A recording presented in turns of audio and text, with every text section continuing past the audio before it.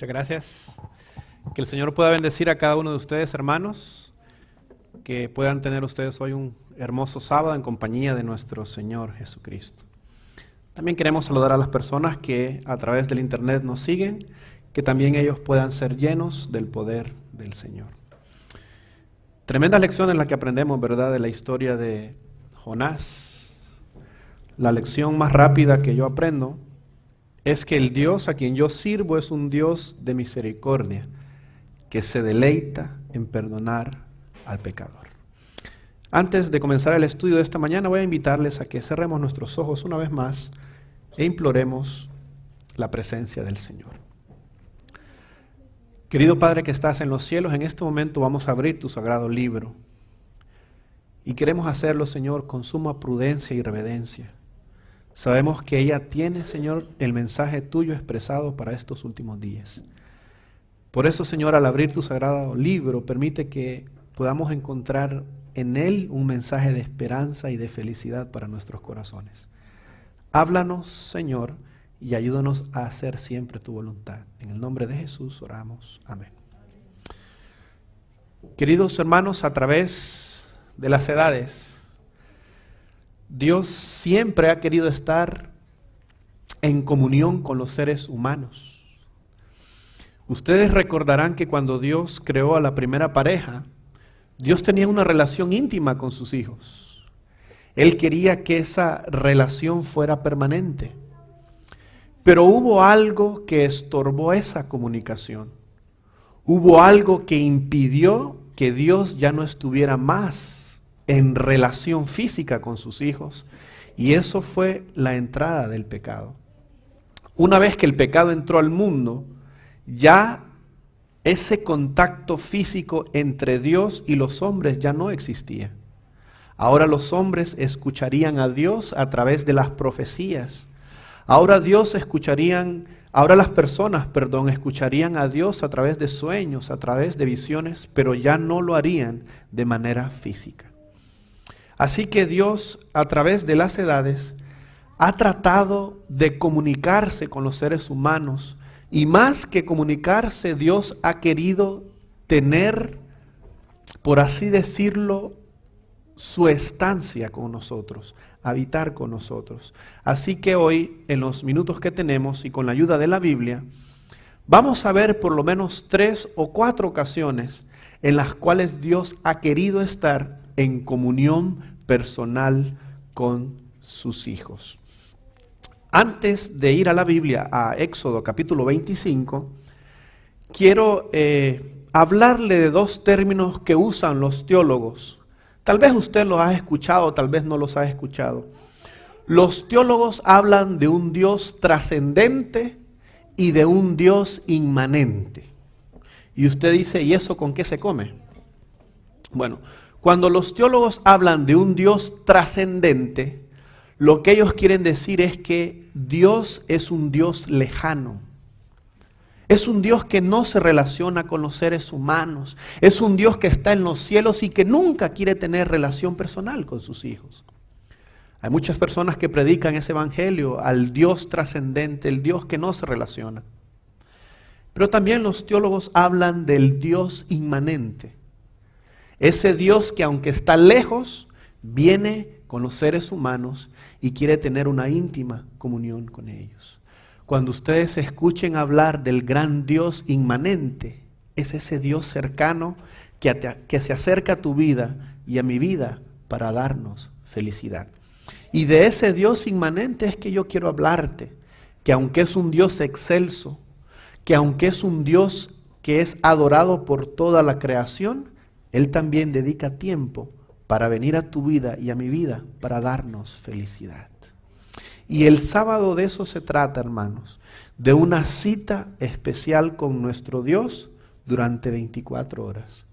Por eso es que el sábado es un sábado lleno de bendición, porque Dios baja del cielo a la tierra para estar en comunión con cada uno de sus hijos.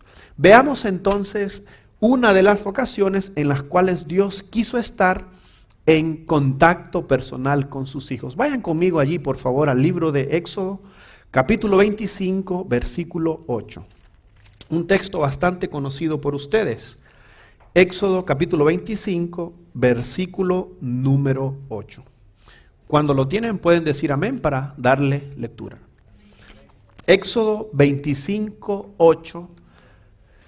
Dice la palabra del Señor así: y harán un santuario para mí y habitaré en medio de ellos. Ustedes recordarán que Dios sacó a su pueblo de Egipto. Eran más de 2 millones de personas las que salían. Iban con dirección a Canaán. Pero Dios habla con Moisés y le dice: yo quiero que ustedes me construyan un santuario, una habitación, porque yo quiero vivir en medio de ustedes. Y ustedes recordarán la historia bíblica. Dios era el que iba guiando al pueblo de Israel. Dice la palabra del Señor que durante el día, y yo no sé si ustedes han estado en el desierto, yo sí lo he estado. En el desierto, hermanos, el calor es infernal. Pero mi Biblia dice que cuando los israelitas iban por el desierto, durante el día, Dios iba con ellos en una columna o en una nube para protegerlos del sol. Y durante la noche, cuando ellos caminaban, Dios iba en una columna de fuego para darles calor. Esos eran pequeños símbolos que Dios utilizaría para demostrarle al pueblo de Dios que Él caminaba con ellos. Pero cuando Dios habla con Moisés, Dios le dice: Moisés, yo quiero que hagan una casita, para que toda aquella persona que se acerque al santuario sepa que yo vivo allí. Y dice la palabra del Señor que Moisés hizo el santuario. ¿Y saben qué es lo más hermoso de esto? Y yo les voy a hacer una pregunta, hermanos. ¿Qué creen ustedes que era lo más hermoso del santuario? El santuario que se estableció en el desierto. ¿Ustedes creen que lo más hermoso era lo que se veía externamente o lo que había dentro del santuario? Exteriormente usted veía el tabernáculo y no lo veía tal vez tan bonito porque sus tejas eran pieles de animales y a la orilla habían cortinas, esas eran las paredes. Pero lo más hermoso del santuario no era lo que había afuera, hermanos, sino lo que estaba dentro. Allí dentro todo era de oro puro: la mesa, el candelabro, el altar y el arca del pacto. Y fíjense ustedes, hermanos, que ese tabernáculo del desierto simbolizaba, ¿saben a quiénes? Ese tabernáculo en el desierto simbolizaba nada más y nada menos que a Cristo Jesús. Porque Cristo Jesús no iba a venir aquí a la tierra con apariencia externa agradable. Lo que hacía hermoso a Jesús, hermanos, no era el atractivo físico, sino lo que había en su corazón y las palabras que salían de su boca. Así que ese tabernáculo en el desierto simbolizaba a Cristo Jesús, que un día iba a venir sin atractivo físico para dar salvación y sanidad a cada una de las personas.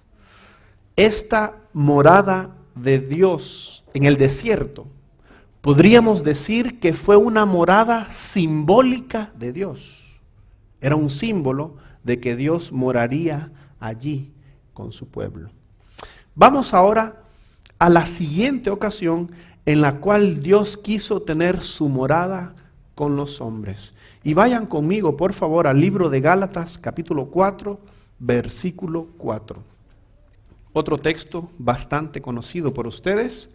Gálatas 4:4.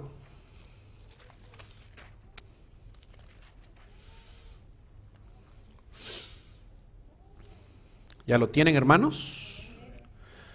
Gálatas capítulo 4, versículo 4 dice: pero cuando vino el cumplimiento del tiempo, Dios envió a su Hijo, nacido de mujer y nacido bajo la ley, para que redimiese a los que estaban bajo la ley, a fin de que recibiésemos la adopción de hijos. Hermanos, cuando vino el cumplimiento del tiempo que dice la Biblia, Dios envió a su Hijo. Hermanos míos, habían profecías hermosas que anunciaban que un día iba a venir el Salvador. Yo no sé si usted lo sabía, pero Dios, el Dios a quien nosotros servimos, es un Dios de orden. Nuestro Dios, hermanos, maneja el tiempo de la mejor manera. Dios no conoce ni premura ni demora. Dios todo lo que hace, lo hace en su tiempo perfecto. Dios dice, en el momento cuando Jesús tenía que nacer, Jesús nació. El cielo, como dice un canto de Navidad, estaba deseoso, estaba a la expectativa al mandar a su Hijo. Los ángeles, me imagino yo, estaban reunidos con el Padre, viendo lo que sucedería en esa primera Navidad. Ellos estaban enviando lo más preciado que el cielo tenía a su Hijo. Y estaban esperando el recibimiento de los seres humanos aquí en la tierra. Y para sorpresa de todo, la huesta angélica, ellos deseosos de enviar a su Hijo, pero nosotros aquí en la tierra ni siquiera nos imaginábamos lo que estaba aconteciendo en esa primera Navidad. Y así sucede muchas veces, queridos hermanos.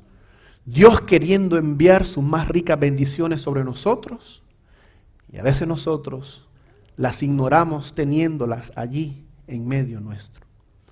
¿Cuántas personas no se han quejado de la iglesia y las cosas que pasan en la iglesia? Y si en la iglesia se hicieran las cosas así, y si la iglesia se hicieran así.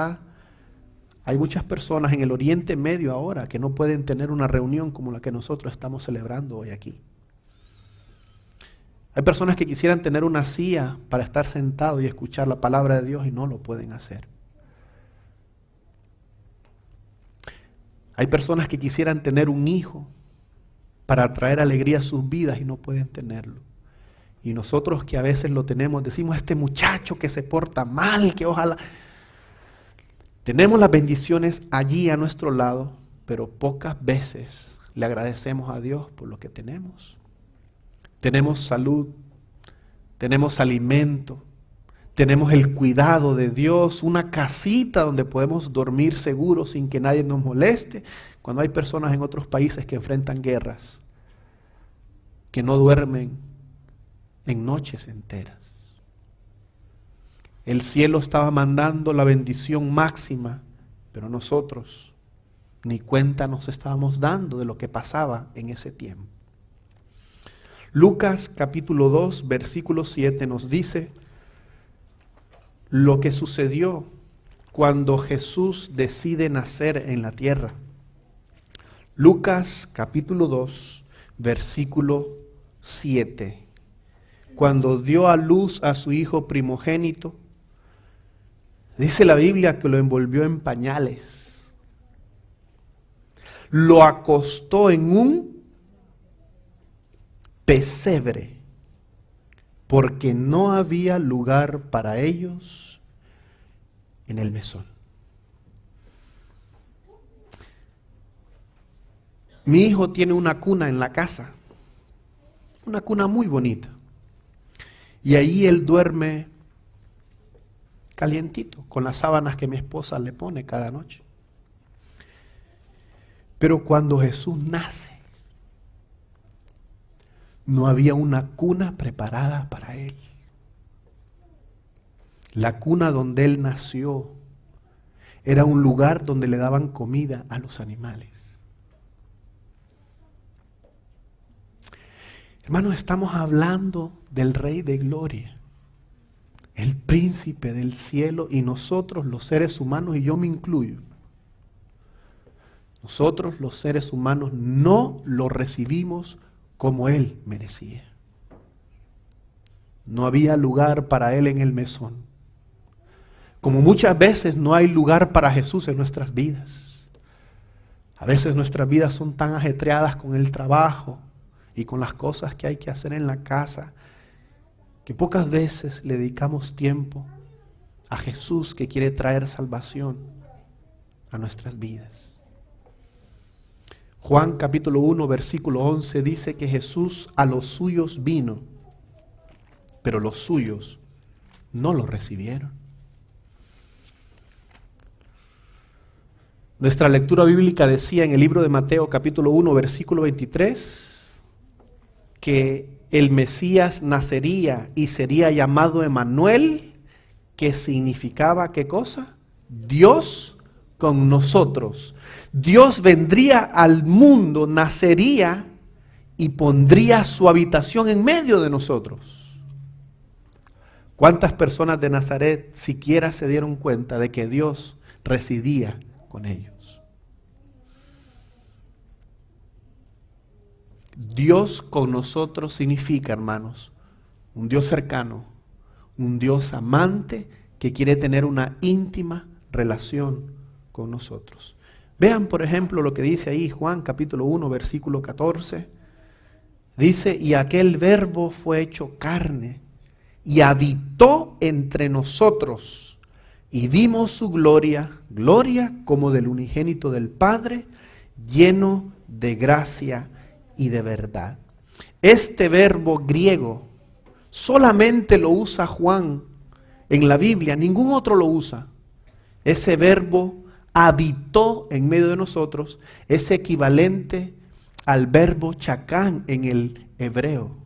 ¿Y qué significa eso de que el Hijo o el verbo fue hecho carne y habitó entre nosotros? ¿Qué traducción podríamos nosotros hoy darle a eso de que Jesús habitó entre nosotros? Jesús vivió con nosotros. Jesús quería morar con nosotros. Jesús quería habitar con nosotros. Jesús quería, literalmente dice el griego, trajo su tiendita del cielo y la puso aquí en medio de nosotros. Es como cuando nosotros nos vamos de campamento, nuestra casa está aquí, pero nos llevamos la tiendita y temporalmente nos vamos allá. Eso fue exactamente lo que Jesús hizo. Trajo su carpa del cielo y la trajo aquí y la estableció en medio de nosotros. Extender su morada con sus hijos, eso significa el verbo que Juan usa aquí, eskenoo en el griego. Jesús puso su tienda en medio de nosotros durante casi 33 años. Habitó Dios en medio nuestro. Esta segunda morada de Dios, podríamos decir que fue una morada temporal de Dios. La primera en el desierto que dijimos, que fue una morada ¿cómo? Simbólica de Dios. Pero esta morada que Jesús tuvo aquí con nosotros fue una morada temporal, nada más un corto periodo de tiempo. Vamos ahora a otra morada, y esta está en el futuro. Y esto tú lo conoces de memoria también. Juan capítulo 14, versículos 1 al 3, ustedes lo conocen perfectamente.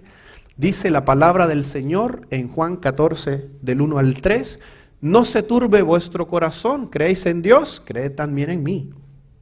En la casa de mi Padre, ¿qué cosa dice la Biblia, hermanos? Pongan atención a eso, por favor. En la casa de mi Padre, dice Jesús, muchas moradas hay. Si así no fuera, yo os lo hubiera dicho. Voy pues a preparar lugar para vosotros.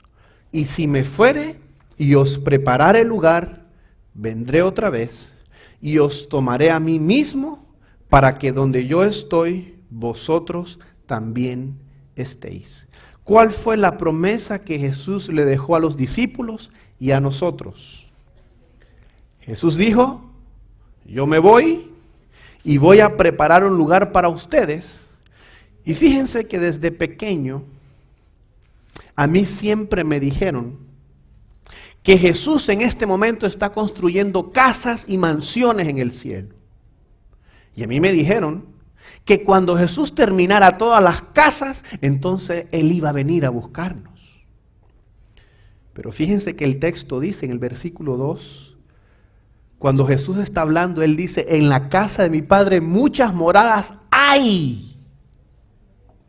Jesús no dijo, en la casa de mi Padre muchas moradas habrán, no. Jesús dice, en la casa de mi Padre donde yo voy, muchas moradas existen ya. Y yo tengo malas noticias para ustedes, hermanos. Jesús en este momento no está poniendo ladrillos en el cielo, edificando casas. Jesús está preparando un hogar para ti, pero porque quiere salvarte ahora mismo. Por eso es que Él ahora está en el santuario celestial haciendo todos los preparativos para salvarte. Y una vez que Él termine su obra como sumo sacerdote, entonces vendrá a la tierra a buscar a sus hijos. De esa forma es que Jesús está preparando un lugar para ti y para mí, porque Él intercede por nosotros, ya que Él es nuestro sumo sacerdote.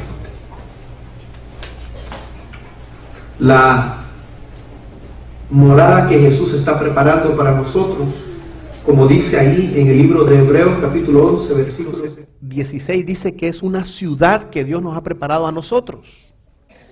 Y fíjate lo que dice ahí Apocalipsis. Vamos a leer dos textos del Apocalipsis para que tú más o menos tengas una idea de cómo será esa morada con nuestro Dios.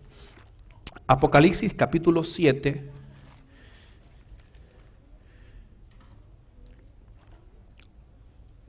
Versículo 13 al 15. ¿Ya lo tienen? Vamos a leer desde el 9 si quieren, para que más o menos vean el contexto. Apocalipsis 7, 9. Después de esto miré, y he aquí una gran multitud, la cual nadie podía contar, de todas naciones y tribus y pueblos y lenguas, que estaban delante del trono y en la presencia del Cordero, vestidos de ropas blancas y con palmas en las manos. Y clamaban a gran voz diciendo, la salvación pertenece a nuestro Dios que está sentado en el trono y al Cordero. Y todos los ángeles estaban en pie alrededor del trono y de los ancianos y de los 4 seres vivientes, y se postraron sobre sus rostros delante del trono y adoraron a Dios diciendo, amén. La bendición y la gloria y la sabiduría y la acción de gracias y la honra y el poder y la fortaleza sean a nuestro Dios por los siglos de los siglos. Amén. Entonces uno de los ancianos habló diciéndome, Juan, estos que están vestidos de ropas blancas, estos que están adorando a Dios, ¿quiénes son? ¿De dónde han venido? Le pregunta un anciano a Juan. Y Juan le dice al anciano, yo no sé, tú sí lo sabes. Y el anciano le dice, yo te voy a decir quiénes son ellos. Estos son los que han salido de la gran tribulación, dice el versículo 14. Los que han lavado sus ropas y las han emblanquecido en la sangre del Cordero. Por esto están delante del trono de Dios y le sirven día y noche en su templo, y el que está sentado sobre el trono, ¿qué dice la Biblia, hermanos? Extenderá su tabernáculo sobre ellos. Una vez más, Dios pondrá su habitación en medio nuestro. Ya no será temporal, ahora será una morada eterna con Dios. Porque Él establecerá, extenderá, compartirá su hogar con nosotros. Mira lo que dice Apocalipsis ahora, allí en el capítulo 21, ahora versículos del 1 al 3. Juan vuelve a repetir su verbo aquí en Apocalipsis 21, del 1 al 3. Vi un cielo nuevo y una tierra nueva, porque el primer cielo y la primera tierra pasaron y el mar ya no existía más. Y yo, Juan, vi la santa ciudad, la nueva Jerusalén, descender del cielo de Dios, dispuesta como una esposa ataviada para su marido. Y fíjate lo que dice el 3. Y oí una gran voz del cielo que decía, he aquí, ¿qué cosa, hermanos?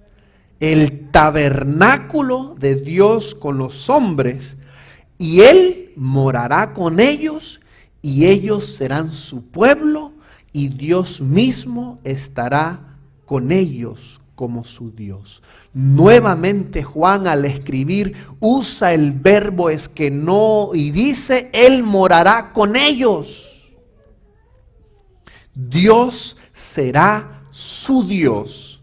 Y dice Juan, ya no existirán más separaciones.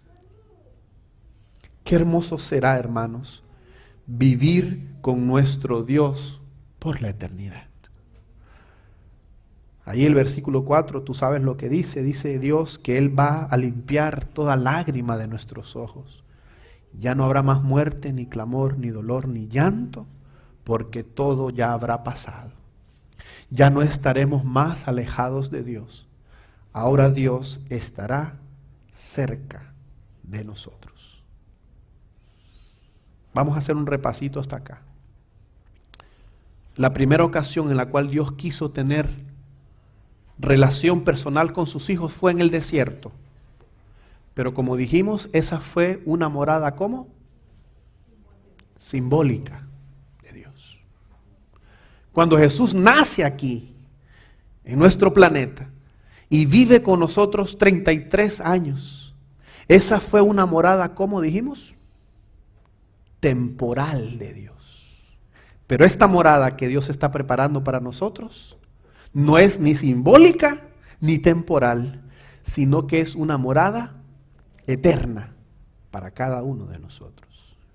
Y quiero terminar la presentación del mensaje esta mañana hablándoles de una cuarta morada.